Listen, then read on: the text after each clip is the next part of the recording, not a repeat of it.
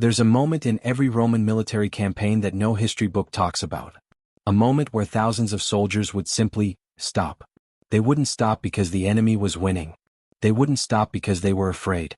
They stopped because their stomachs were empty, and an empty stomach is more powerful than any sword. This is the moment an empire trembles.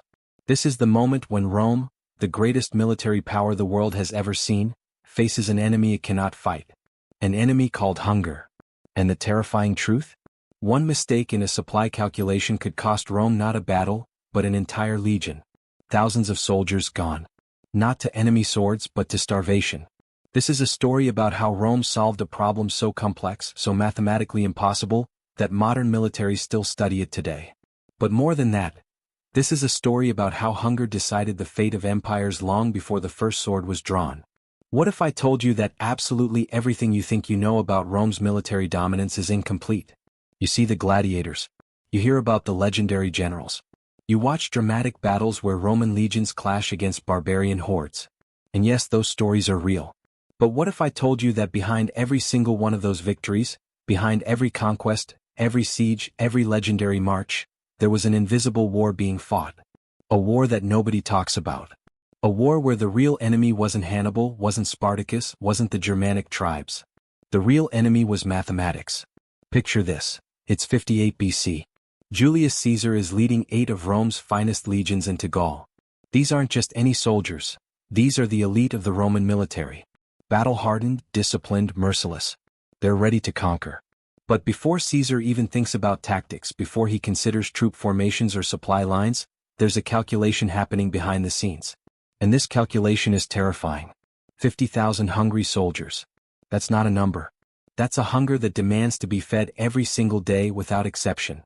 Every morning, those 50,000 soldiers wake up and their stomachs demand food. Not tomorrow.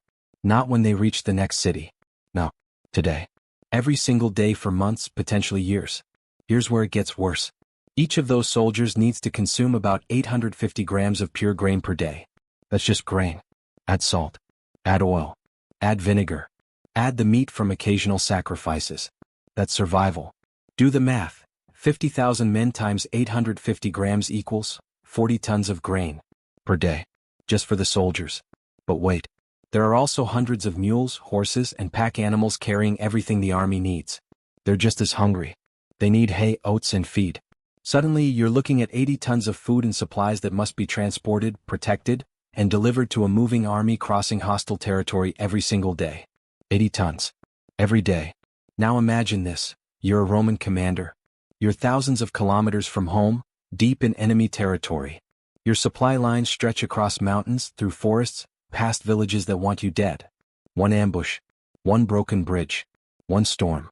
One miscalculation from your quartermaster. Any single mistake means tomorrow morning your army wakes up with nothing to eat.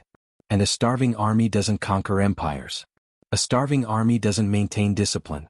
A starving army becomes a mob of desperate, violent looters. It becomes a liability. It becomes a catastrophe. This is the invisible crisis that every Roman commander faced. Not the enemy in front of them, but the logistics behind them. The supply chain. The mathematics.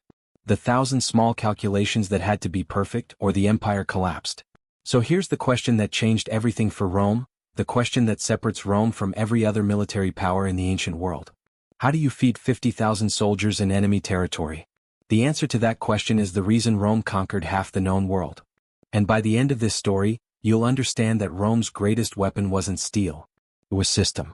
It was discipline. It was the unglamorous genius of logistics. This is how Rome's stomach ruled its sword. Let me show you exactly what this problem looked like in real numbers. Not the kind of numbers you gloss over in a history textbook. The kind that should terrify you. A single Roman legion during the height of the empire consisted of approximately 5,000 combat-ready soldiers. Not including support staff. Not including officers. 5,000 men, each one trained, armed, and ready for war. That's already an enormous force to manage. Now, the Roman military doctors, yes, they had scientists calculating this, determined that each active soldier needed roughly 850 grams of pure grain per day. That's about 3 Roman pounds in their measurement system. This wasn't a luxury amount. This was the bare minimum needed to maintain combat readiness and health, providing around 3,000 calories per day when combined with other foods. So let's do the math together. 5,000 soldiers times 850 grams per soldier equals 4.25 tons. 4¼ tons of grain. Every single day. For one legion. Without interruption. Without exception. Let that number sit with you for a moment. But Julius Caesar didn't go to Gaul with just one legion. Caesar brought 8 legions. 8 legions. Multiply that by 8 and suddenly you're looking at 30 to 40 tons of grain daily. Just for the men. Just for grain. Nothing else. This isn't including salt, oil, or vinegar. This isn't including meat from sacrifices or hunting. This is pure grain consumption for 40,000 soldiers. 40,000 mouths demanding to be fed every single morning. Now here's where the real nightmare begins. You cannot feed an army with just soldiers. You need pack animals. Hundreds of them. Thousands of them. Mules that carry the supplies. Horses for cavalry and officers. Oxen pulling heavy carts laden with equipment. These animals aren't decorative. They're absolutely essential. Without them the army cannot move. And here's the kicker. The animals eat just as much as the people. Maybe more. So suddenly you've just doubled your logistical burden. 40 tons for the soldiers plus another 40 tons of hay, oats, and feed for the animals. 80 tons of food and supplies that must somehow be transported, protected, and delivered to a constantly moving army that never stops, never rests, and never accepts failure. To visualize what 4.25 tons actually looks like, imagine 80 massive sacks of grain. Each sack weighs 50 kilograms.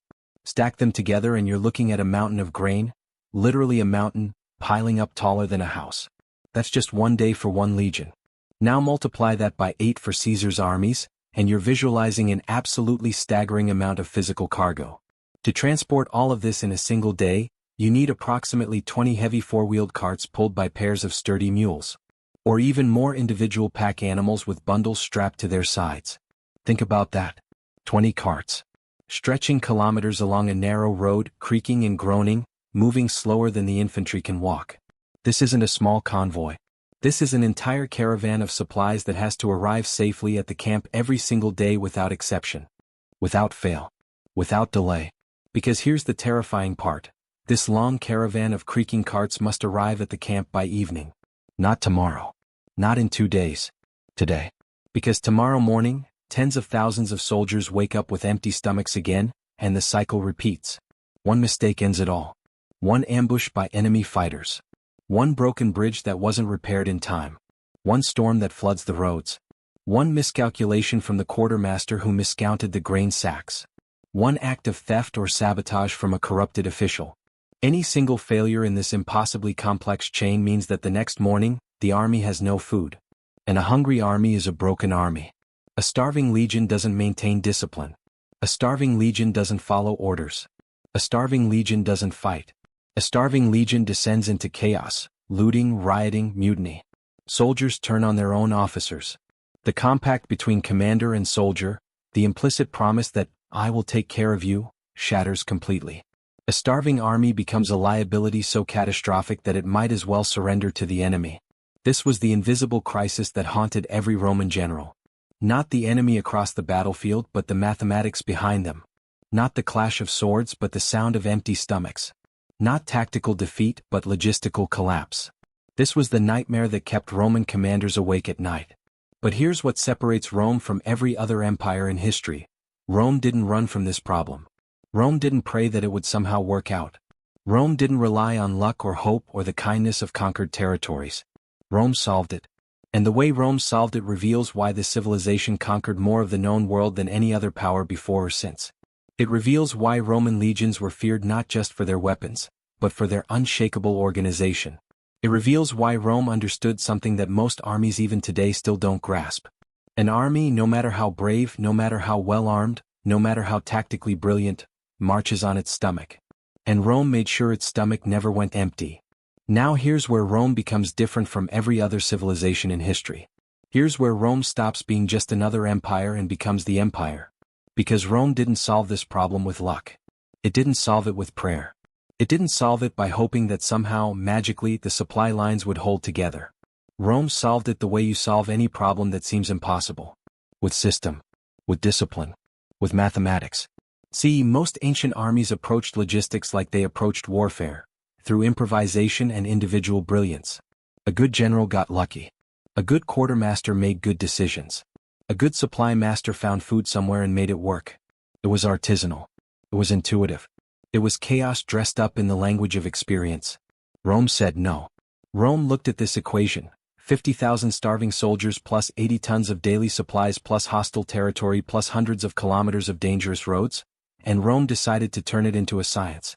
This was revolutionary. 2,000 years before modern logistics, 2,000 years before supply chain management became a field of study, Rome invented industrial-scale provisioning. They transformed the randomness and improvisation of war into something strictly ordered, something bureaucratic, something mathematical. They created tables of norms. They established delivery schedules. They developed mathematical formulas for calculating how many days of supplies could sustain an army of specific size for a specific distance. They understood that if you could quantify the problem, you could solve it. And they did. The foundation of this system was a revolutionary idea: standardization. Every soldier got the same ration. Not more if they were lucky, not less if they were unlucky. The same amount.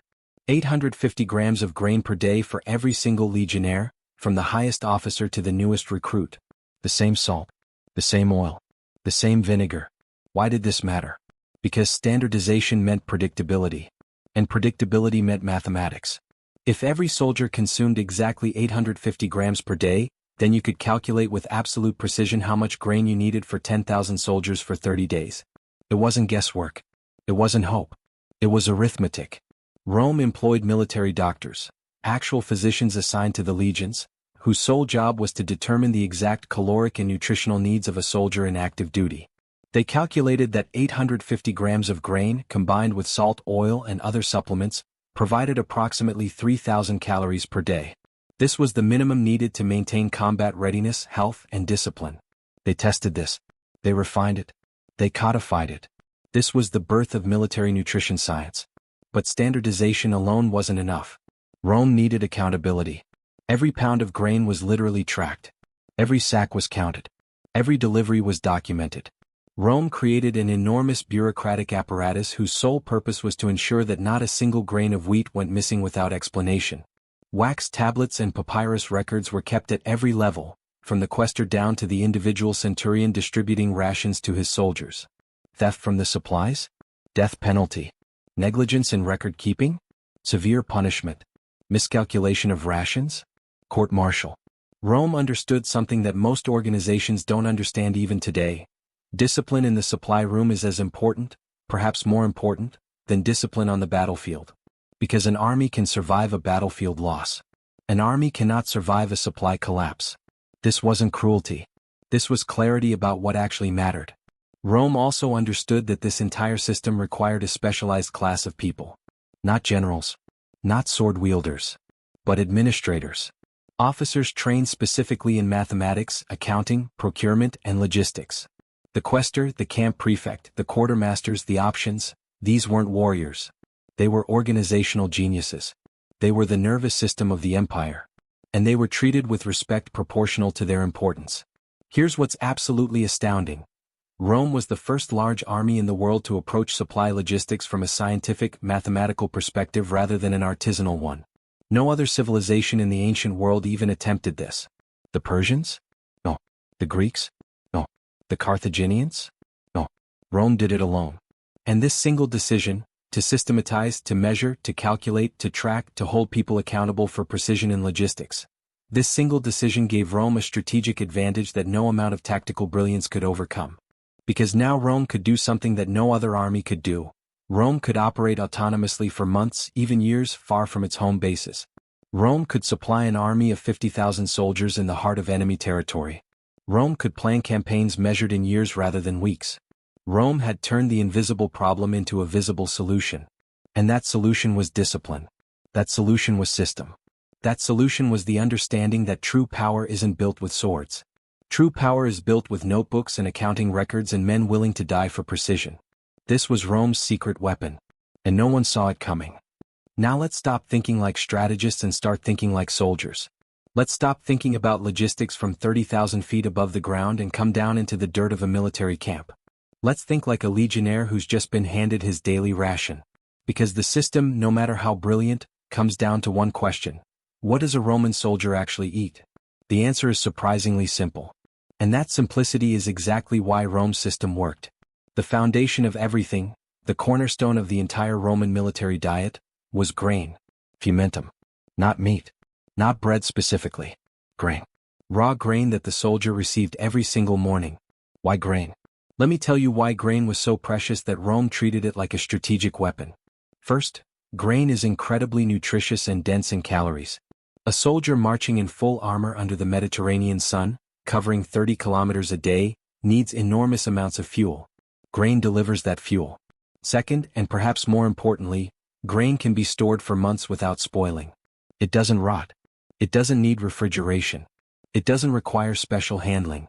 You put it in a sack, you seal it, and it survives. This made it the only food that could reliably move with an army across hundreds of kilometers of hostile terrain. Unlike fresh meat, which spoils in days. Unlike vegetables, which wither. Unlike bread, which goes stale. Grain endures. Grain travels. Grain sustains empires. Every morning in a Roman camp, at dawn, soldiers would receive their daily allocation of grain. But here's where Rome's genius shows itself again. They didn't receive bread. They didn't receive prepared food. They received raw grain. And then they ground it themselves. Each contubernium, a unit of 8 soldiers, carried a hand-operated rotary mill. Picture this. After a grueling day of marching 20 kilometers in full gear, after setting up camp and digging fortifications, these soldiers would gather around a millstone. And for hours they would grind their grain into flour. This wasn't punishment. Well, it was actually, but it was also purpose. The grinding of grain became part of the soldiers' daily ritual. It was meditation and work combined. The sound of those millstones was as familiar in a Roman military camp as the clang of weapons or the voices of centurions calling orders. That sound meant stability. That sound meant tomorrow you'd eat. That sound meant you were part of a system that cared enough to feed you. From the flour they ground, soldiers made 2 basic dishes. The simplest was pulse, a thick porridge, basically an ancestor of Italian polenta. Quick to make, filling, and surprisingly nourishing. The more preferable option was bread or hard biscuits called panis militaris. These were baked in field ovens scattered throughout the camp, often built right on hot stones. The bread was coarse, hard, and lasted for weeks without going stale. You could take it on the march. You could soak it in water or vinegar to soften it. It was the Roman soldier's constant companion. But grain alone was not enough. Grain was fuel, but a human body needs more than fuel. This is where Rome introduced 3 other critical components. A trinity of survival. Salt. Vinegar. Let's start with salt. In hot climates, marching under armor, fighting in the sun, a soldier loses enormous quantities of sweat. Sweat is salt. Lose too much salt and you lose strength. You lose coordination. You lose the ability to fight. The Roman military understood this at a level that modern sports science is only now rediscovering. Electrolytes matter. Salt wasn't just seasoning. Salt was survival. The Romans valued salt so highly that the Latin word for salt, sal, eventually became the word for salary. For payment. For what you earned. Soldiers were literally paid partly in salt. That's how valuable it was. That's how essential it was considered. Olive oil was the third component. Oil provided essential fats and additional calories. A spoonful of oil stirred into a bowl of grain porridge transformed it from bland sustenance into something that resembled actual food.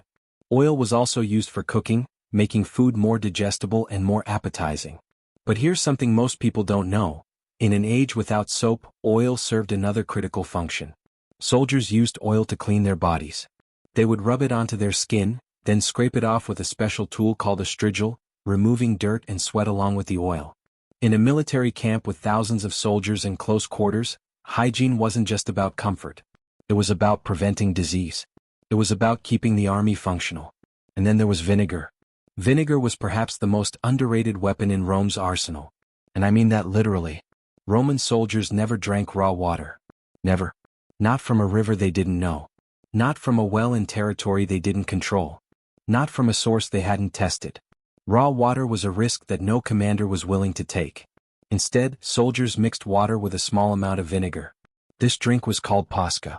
And pasca was miraculous. The acidic properties of vinegar disinfected the water, killing dangerous bacteria that would otherwise cause dysentery, typhoid, and other intestinal infections. These diseases killed more soldiers in ancient times than enemy swords ever did. Dysentery could decimate an army faster than any battle. But Pascha did more than prevent disease. It quenched thirst. It toned the body. It refreshed exhausted soldiers on brutal marches. It was the ultimate ancient sports drink, engineered through observation and trial and error. This drink was so common, so universal in the Roman military, that when Jesus Christ was crucified, a Roman soldier offered him Pascha from his flask. It was the everyday drink of the legionnaire. It was so ordinary that even in the Gospels, it appears without explanation, because everyone knew what it was. Pascha saved more soldier lives than any physician. So here was the daily meal of a Roman legionnaire, grain ground into flour and baked into bread, seasoned with salt that kept him strong, supplemented with oil that fed his body and cleaned his skin, and washed down with Pascha that prevented the diseases that killed more soldiers than swords. This wasn't fancy. This wasn't cuisine. This was survival engineered into every single meal. And it worked.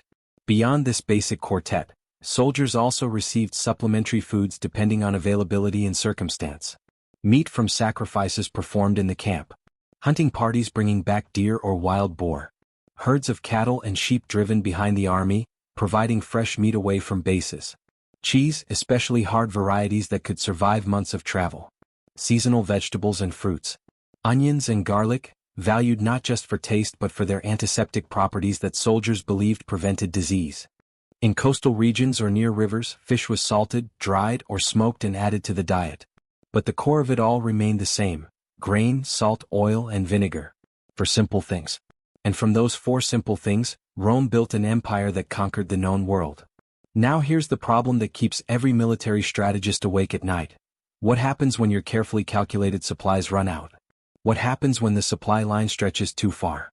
What happens when you're deep in enemy territory and there are no warehouses, no backup convoys, no friendly bases within reach? What happens when you have to eat?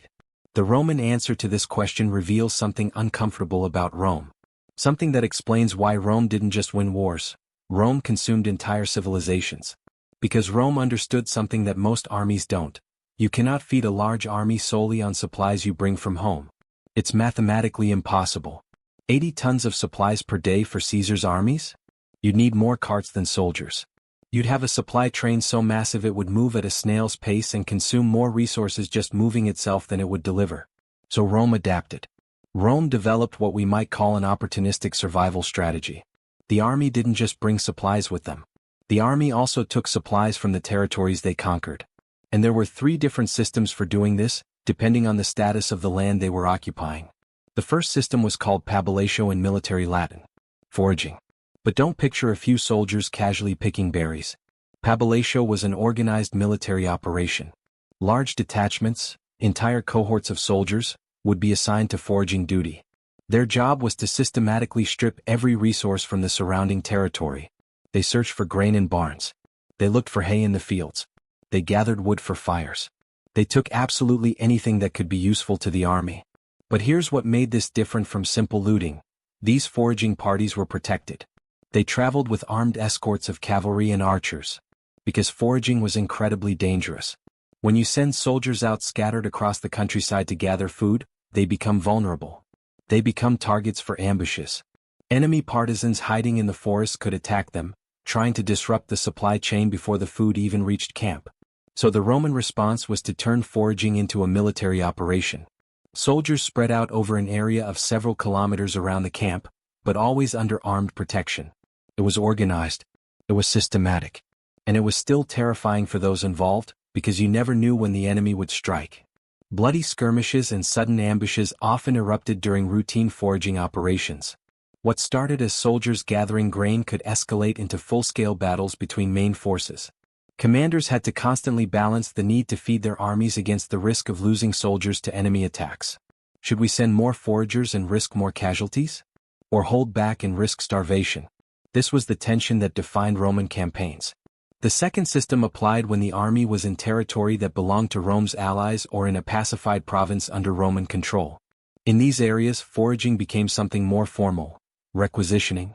Local communities were legally obliged to supply the Roman army with food, fodder, and resources on demand. There was no asking politely. There was no negotiating. Roman officials would arrive at a city and present written demands. We need X amount of grain by this date. We need Y amount of wine. We need Z head of cattle. The local population had no choice but to comply. Were they paid? Sometimes. Usually at a price well below market value, a government rate that benefited Rome, not the locals. Was refusal an option? Absolutely not. Deliberate failure to meet these demands could result in severe sanctions: arrest of city elders, heavy fines, military occupation of the rebellious community. Rome did not forgive disobedience from allies when supplies were at stake. The implicit message was clear: feed Rome's legions or face the consequences. The third system was far more brutal. When the army was in openly hostile, unconquered enemy territory, organized collection became outright looting. Soldiers took absolutely everything they could find and carry. Grain, livestock, wine, clothing, tools. Nothing was spared. And they compensated the owners not at all. This wasn't random violence. This was strategy. By stripping the land completely, Rome accomplished multiple objectives simultaneously. First, it fed the army at the enemy's expense. But second, and perhaps more importantly, it economically devastated the enemy territory. It's a tactic known as scorched earth. Deprive the enemy region of resources so that their own armies cannot survive in their own rear. If the defending army tried to advance, they found a barren landscape with no food. They couldn't feed themselves. They couldn't feed their animals. They were forced to retreat or starve along with the civilian population. This psychological and economic warfare broke the will to resist more effectively than any sword. But looting wasn't mindless. Even in enemy territory, everything was documented. Quantities were recorded. Not out of mercy but for accounting purposes. Rome wanted to know exactly what had been taken, from where, and how much it was worth. This brings us to perhaps the most genius aspect of Roman campaign planning: the route itself. A successful Roman general wasn't just planning where to fight his battles. He was planning where to eat. The route of a military campaign was as much a map of available food resources as it was a map of enemy positions. Experienced generals would study the seasons. They would know which regions had harvests at which times. They would plan their advance to pass through fertile areas during harvest season, when grain was abundant and livestock was fat and ready to be seized. A poor general led his army through barren lands and watched his soldiers starve. A brilliant general planned his route like a chess master planning moves ahead. Fortress here for winter, fertile valley there for spring supplies, trade route here to requisition in friendly territory. To do this effectively, Roman commanders sent spies and scouts ahead. But these weren't just military scouts reporting on enemy troop positions. They were also agricultural scouts. They reported on the current state of crops in the fields. They estimated livestock numbers. They identified large grain stores for capture. Logistical information was as important as tactical intelligence. And this reveals the true genius of Roman military strategy. Rome didn't just fight battles. Rome engineered survival. The Roman army on campaign was like a predatory ecosystem. It consumed everything in its path: grain, livestock, resources, using them to fuel its own movement forward. It moved from one resource to the next, devastating each territory as it went. An area that had been rich and fertile before Roman arrival became barren afterward, unable to feed even a small population. This wasn't cruelty born from malice. This was calculated strategy. Rome understood that it could not win wars by playing fairly. Rome could only win by ensuring that its army was fed, its soldiers were strong, and its enemies were starving. And it worked. Every territory Rome conquered was left economically devastated, unable to resist or rebel effectively. The next Roman army that passed through would find the same barren landscape, but by then the resistance was broken. Rome had learned that the way to conquer a land wasn't just to defeat its armies. It was to consume its resources and break its spirit. We've talked about how Rome fed its armies during campaigns. We've talked about foraging, requisitioning, and looting. We've talked about taking what you need from the land beneath your feet. But here's the question that separates temporary conquest from permanent empire. What happens when you want to stay? What happens when you're not just passing through enemy territory on your way to somewhere else, but you need to occupy a land for months?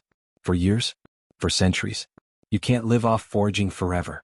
The land gets exhausted. You can't demand requisitions forever. The population turns hostile. You need something more permanent. You need infrastructure. The answer was the Roman military camp. Castra. Most people imagine a Roman camp as a temporary shelter. Soldiers arrive, they put up tents, they sleep, they leave. But that's a fundamental misunderstanding of Roman genius. A Roman camp wasn't temporary. A Roman camp was a fortress. Every single night, the Roman army never stopped without building a fortified camp. Never. This wasn't optional. This was protocol. While one group of soldiers was fighting, another group was already digging. Digging moats, building ramparts, creating defensive walls. Within hours, sometimes just a few hours, a clear field transformed into an impregnable fortress. The layout of every camp was standardized. This wasn't accidental. This was by design. Each unit from the cohort down to the contubernium had its permanent assigned place. This allowed soldiers to quickly assemble in case of alarm.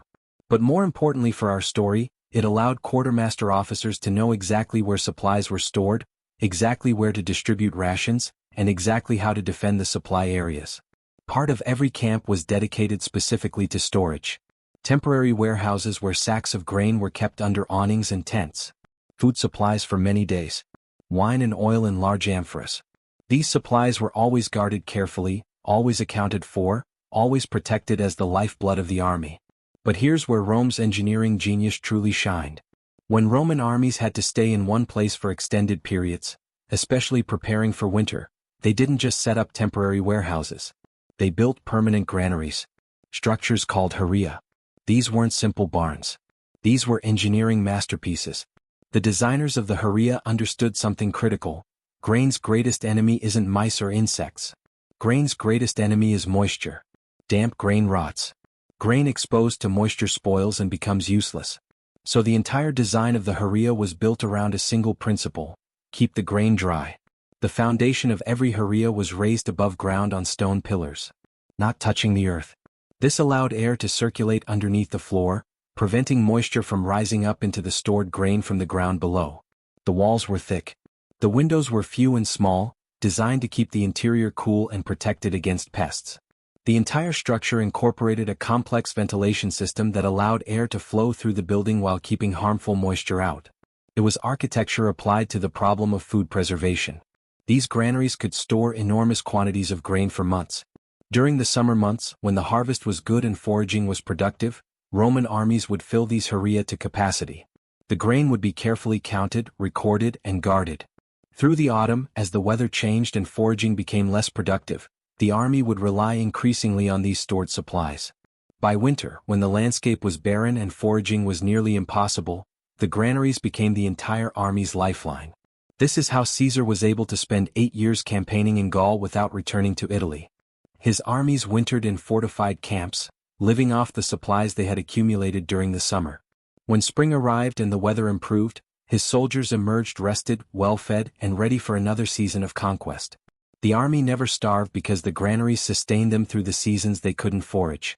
But the haria were part of something even more strategic: a network. Rome didn't just advance its armies forward haphazardly. Rome created a chain of fortified points behind its advancing forces. Each base had its own garrison. Each base had its own haria filled with grain reserves. Each base was positioned to support the armies advancing in front of it.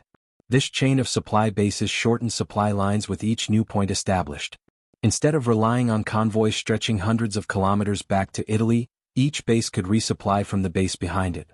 This made the system more resilient, more secure, and more sustainable. Each new base was like planting a flag that said, "I am here to stay. I am organized. I am prepared. And I will never run out of food." The psychological impact on conquered populations cannot be overstated. When people saw Rome building permanent fortified camps with granaries, infrastructure designed to last years or decades, they understood that resistance was futile. Rome wasn't passing through. Rome was staying. Rome had solved the problem of feeding its armies indefinitely. This was the final piece of Rome's logistical genius. Not just feeding armies during campaigns. Not just adapting to local resources. But building permanent infrastructure that made long-term conquest and occupation possible.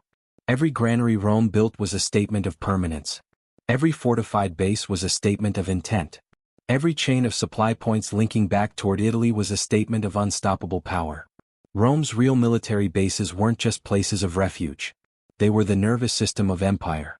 They were the infrastructure through which Rome's power flowed. They were proof that Rome didn't conquer through luck or superior tactics alone. Rome conquered through organization so complete, so thorough, so permanent, that resistance became impossible. This is why Rome's empire lasted for centuries. Because Rome didn't just win wars. Rome built the infrastructure to make winning permanent. Here's a question: who built Rome's empire? When you close your eyes and think of Rome, you probably see generals. You picture Julius Caesar on horseback, surveying the battlefield with tactical brilliance. You imagine legendary commanders making split-second decisions that changed the course of history. You think of the great military minds who outmaneuvered their enemies and conquered continents. But that's only half the story. Because for every general on the battlefield making tactical decisions, there were dozens of people behind the lines making something far more important: logistical decisions. And those decisions, the ones nobody celebrates, the ones nobody writes poems about, those decisions were the actual reason Rome conquered the world. Let me introduce you to the people you've never heard of. At the top of this invisible army was the quaestor. He was an elected magistrate assigned to the legion, responsible for absolutely everything related to finances and supplies. The quaestor organized the purchase of food. He concluded contracts with suppliers. He managed the entire treasury. He was a civilian, not a warrior, but he wielded more power over the army's fate than many generals did. He made the decisions about how much grain to buy, when to buy it, where to source it, how much to pay. One wrong decision from the quaestor and the entire campaign could collapse. One miscalculation and soldiers starved. And yet, when we talk about Roman conquest, we almost never mention the quaestor's name. Below the quaestor were military tribunes and camp prefects. Their job was to receive the supplies from the warehouses and distribute them fairly among the cohorts. This sounds simple. It wasn't. Imagine having to ensure that 50,000 soldiers each received exactly their ration, every single day, without theft, without favoritism, without mistakes. One soldier getting more than another. One unit receiving less than another. That's how mutiny starts. That's how discipline breaks down. These officers understood that fair distribution was as important to morale and discipline as any inspirational speech could be. Soldiers trusted the system because the system was trustworthy. Within each cohort and century, the distribution of food fell to the centurions and their assistants, the options. The optio kept detailed lists of every soldier in his unit. Based on these lists, he issued the exact amount of grain needed. He was a kind of quartermaster for the unit, and his job required precision, honesty, and meticulous record-keeping. And the records were everything. Wax tablets and papyrus covered with writing. Lists of supplies received. Counts of soldiers in each unit. Receipts for deliveries. Documentation of everything consumed. There was an extensive system of reports and accounting that tracked vast resources and prevented theft. Every sack of grain had a record. Every mule had documentation. Every amphora of wine was counted. This bureaucratic system was designed to control vast resources and ensure that losses due to theft or negligence were minimized. Although corruption certainly existed, it always does, the system was designed to make corruption difficult and expensive. But the officers and administrators were only half the picture. The actual work of maintaining this logistical system fell to thousands of non-commissioned workers and servants called kalends. These were professional animal drivers who knew how to handle mules and oxen. They were skilled craftsmen who repaired carts and harnesses. They were laborers who did the heavy physical work around the camp, chopping wood, preparing food, digging ditches, moving supplies. These men were not formally soldiers. They didn't participate in combat. Yet without them the army could not function for a single day.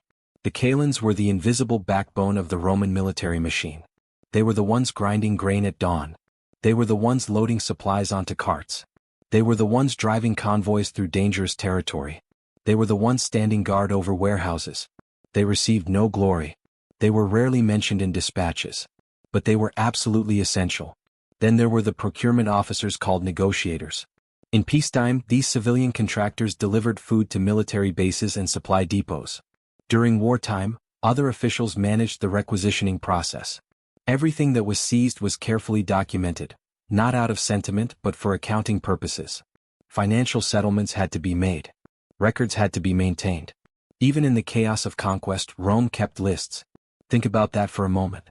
In the middle of military campaigns, while soldiers were fighting and dying, while armies were advancing through hostile territory, Roman administrators were still keeping records. Still writing down what was taken. Still documenting who supplied what and how much it cost.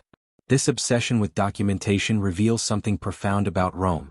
Rome understood that an empire couldn't be built on the backs of individual geniuses. Rome understood that the only way to control vast resources and coordinate massive armies was through systems. Through accountability. Through people who were willing to spend their lives doing unglamorous work with pen and paper. These administrators never became famous. Their names were forgotten.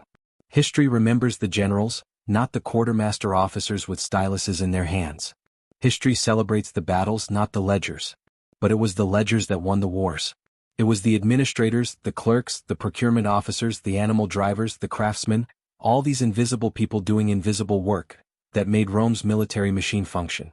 Without them, the legions would have marched into starvation and defeat. Without these unsung heroes, there would be no Roman Empire. And that's a lesson we've largely forgotten today. We still celebrate individual brilliance. We still honor great leaders. But we've lost sight of the fact that true power comes from systems.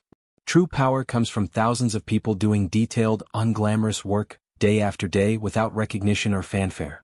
Rome's real genius wasn't the sword. Rome's real genius was the people behind the sword who made sure it would never go hungry. Everything we've discussed, the grain, the calculations, the administrators, the granaries, the bases, all of it comes together in a single brutal truth that separated Rome from every other military power in history. Logistics is warfare. Not metaphorically. Literally. Supplies weren't just something the army needed. Supplies were weapons. Controlling supplies was controlling the outcome of wars long before soldiers ever clashed on the battlefield. To understand this, we need to talk about something we haven't discussed in depth: the baggage train. The Roman term for it was impedimenta, which literally means obstacle. And that's exactly what it was. A massive, slow-moving caravan of hundreds of creaking carts and thousands of pack animals that followed the main army. It was slow. It was cumbersome. It was vulnerable. But it was also absolutely essential. This baggage train carried everything the army couldn't carry on their backs. Grain reserves for many days. Wine and oil. Heavy siege equipment that had been dismantled. Catapults. Battering rams. Luxurious tents for officers. Spare weapons and armor. Tools for building camps. The legion's treasury with soldiers' pay. A field hospital with surgeons. The loss of any of these categories was serious. But the loss of the entire baggage train was disaster. It meant the end of the campaign. And here's where strategy enters the picture. A legion traveling light, without baggage, could cover 30 to 35 kilometers in a day on a good road. They were fast. They were mobile. They were dangerous. But a legion with a full baggage train? That speed dropped almost in half. 15 to 20 kilometers per day. The baggage train became an anchor, slowing the entire army down. So every commander faced a painful choice. Move fast and risk falling behind your supplies and facing starvation, or move slowly and maintain supply security. It was a constant tactical gamble. Move quickly and you might be faster than the enemy, but you might also arrive hungry and weakened. Move slowly and you're assured of supplies, but you lose the element of speed and surprise. The enemy understood this dilemma perfectly. And they exploited it. The baggage train, stretched out for kilometers along a narrow road, was an almost defenseless target. Enemy cavalry could strike from the forest. Partisan fighters could ambush the convoy. One successful attack on the supply line and the Roman army faced a choice: keep advancing and starve, or retreat and lose momentum. This is why enemy armies, Germanic tribes, Parthian cavalry, Gallic warriors, they didn't always try to fight Rome directly. Why would they? Instead, they attacked the baggage trains. They targeted the supply convoys. They cut the arteries that fed the Roman legions. This was asymmetric warfare, and Rome's enemies understood that destroying supplies was more effective than destroying soldiers. But Rome adapted to this threat. The baggage train was heavily guarded by dedicated combat units. It was positioned at the protected center of the marching column with legions in front and behind it, ready to defend. Special quartermaster officers and their assistants were responsible for its safety and management. And when a decisive battle was coming, Rome would sometimes do something remarkable. They would deliberately lighten the army. Leave the baggage train behind in a fortified camp under garrison protection. This gave the main army incredible speed and mobility, allowing for sudden maneuvers and tactical surprises. But this came at a cost. The army could only operate autonomously for a few days before needing to return to the supply dump. Now let's talk about siege warfare. The famous siege of Alesia is a perfect example of logistics as warfare. Caesar brought his legions to besiege the Gallic stronghold of Alesia. But here's what makes this remarkable. While besieging the city, a relief army of Gallic warriors approached to break the siege. Caesar's response was genius. He built not one but two lines of fortifications. One surrounding the city. One facing outward to defend against the approaching relief army. He split his forces to fight a war on two fronts. But here's what textbooks don't emphasize. Caesar won this siege not because his tactics were superior. Caesar won because he could feed his soldiers longer than the Gauls could feed theirs. The defenders inside the city starved. The relief army outside couldn't sustain itself in the devastated countryside. And Caesar's legions, supplied by his logistical system, remained strong. It was a logistical victory disguised as a tactical one. Then there was the strategy of scorched earth. When Rome retreated from a territory, they destroyed everything: crops, granaries, supplies. When Rome advanced into hostile territory, they did the same thing: devastated the land so completely that enemy armies couldn't forage or survive in their own rear. In response, Rome's enemies learned to use the same tactics. Germanic tribes and others would destroy resources ahead of advancing Roman armies, hoping to starve them into retreat. It was a strategy centered entirely on logistics. Rome also invested enormously in building roads. The famous Roman roads weren't primarily built for trade, though they served that purpose. They were built for military movement. Each road meant Rome could move troops and supplies faster than enemies could respond. Each new road built was an artery through which Roman power flowed into new territories. Here's the ultimate realization: Rome's greatest victories often had nothing to do with the brilliance of generals on the battlefield.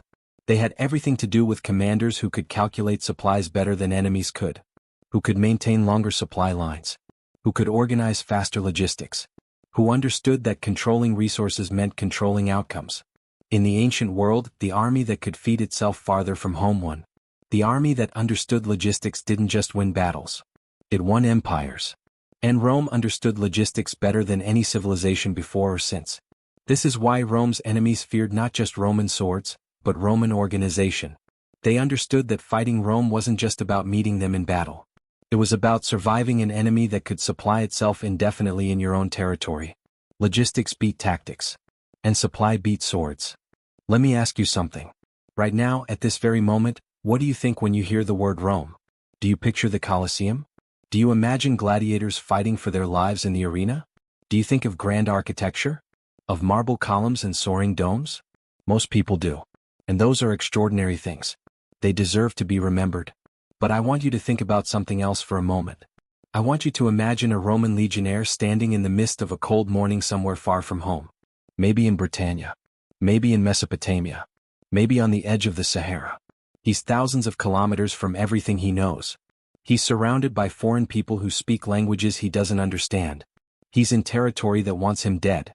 And yet he's not afraid. Not because he's fearless. Not because he's invincible.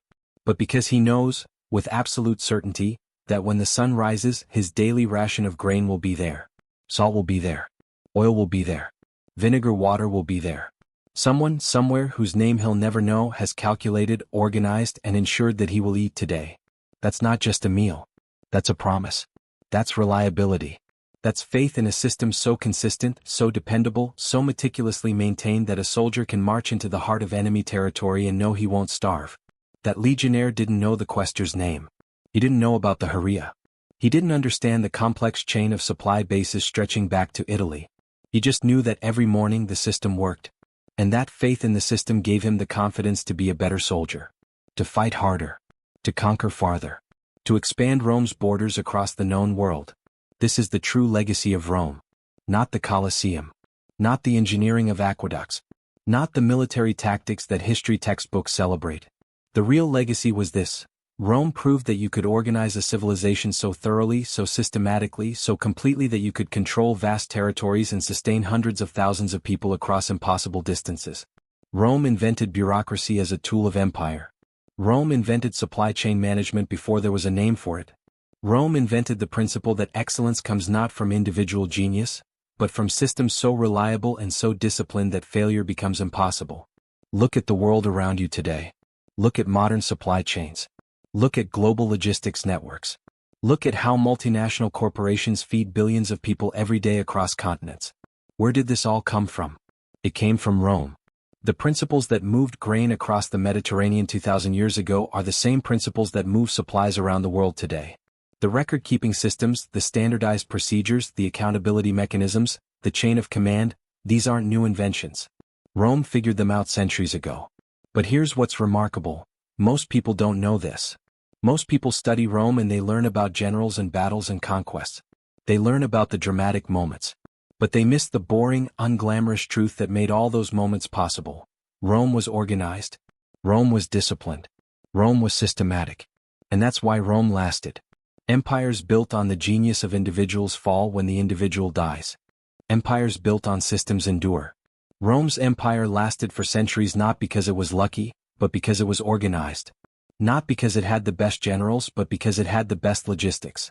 Not because Rome was smarter than its enemies, but because Rome understood that true power comes from solving problems methodically, mathematically, and with discipline.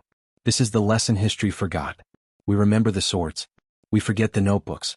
We celebrate the generals. We ignore the quartermasters. We build monuments to the victories. We forget the supply chains that made victory possible. But if you want to understand what truly builds empires, what truly makes civilizations great, you have to look at what Rome did when nobody was watching.